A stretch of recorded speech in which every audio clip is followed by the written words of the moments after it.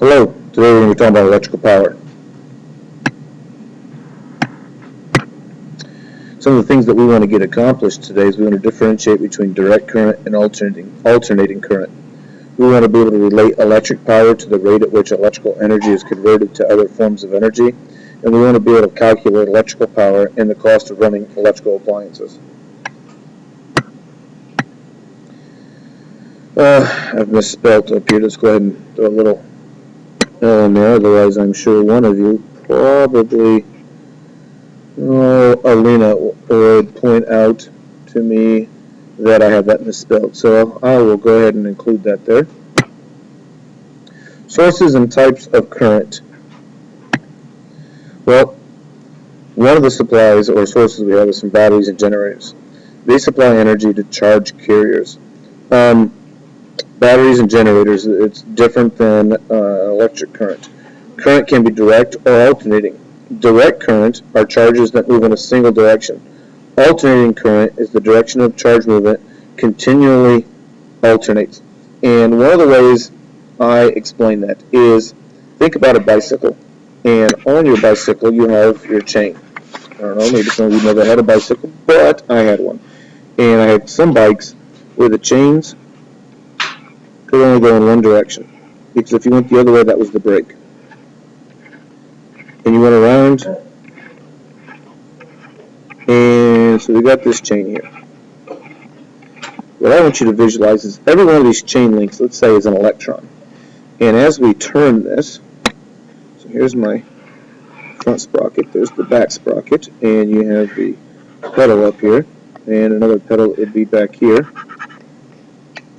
And let's just imagine that there was this electron collector. This is the thing we're trying to power here.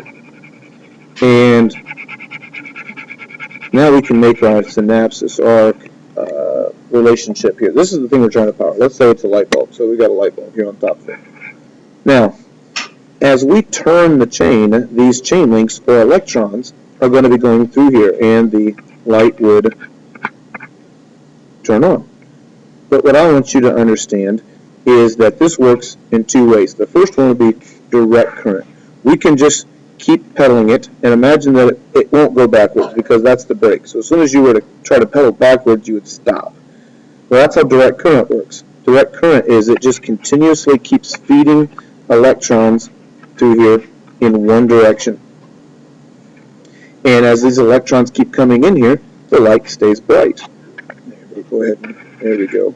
We got some brightness that's kicking on because it's going on. But there's another way this can work as well, and that's alternating current. Remember, we're saying every time an electron comes in here, goes through here, it makes this light turn on. The other way we can go about talking about this, as we just said, would be with this alternating current.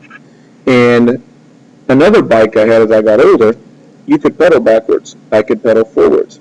Well, that's like alternating current, because what's going to happen here now is these electrons, as I pedal forward, I'm going to have an electron go in. But now I'm going to pedal backwards, and this chain is going to go back and forth, and the electrons are going to go in and out. So as one's coming in, the other one's going out. So as we go in, let me change this a little bit here. There's an electron coming out, but the important thing is there's an electron traveling through it. Now, it's going to alternate. It's going to now go the other way. It's going to go this way, but there's still an electron that's going through it. So the number of electrons are still going to be the same as direct current, except it's just back and forth, back and forth. And because we still have this flow of electrons through there, it's still going to be light. It's still going to be brightened. We'll talk more about that tomorrow. We'll have a video for that. Electrical power is the rate of conversion of electrical energy. We have an equation for electrical power. Electrical power is P equals I, the current, times the change in voltage, or the potential difference. Delta meaning change, V meaning voltage, or potential difference.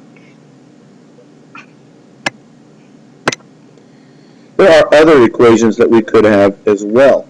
All of three of these equations, these are three different equations. Power equals I times V. I'm going to write them up here because it might be a little bit simpler. Power equals I squared R, and power equals V squared R. All of these are differentiated, or not differentiated, but found by combining our simple equation here for power and our equation for Ohm's law. What I want you to do for tomorrow is I want you to take Ohm's law and solve it for V. I want you to solve it for I, and then I want you to solve it for R. And for example, you're going to take V equals I times R. If I wanted to solve it for R, I would divide both sides by R, and I would get I equals V over R. The next step I want you to do is put this then into our power equation. Replace I with what it's equal to. So that means instead of having power equals I times V, I would have power equals V over R, because that's what I is. I substituted this in for I, times V. Well, what's V times V? It's V squared.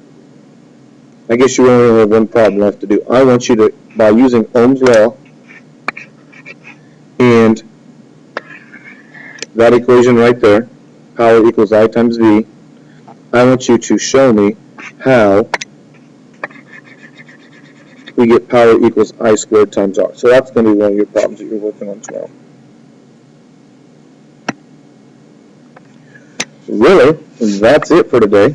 We'll have some videos that we'll watch tomorrow, and I'll see you on the flip side.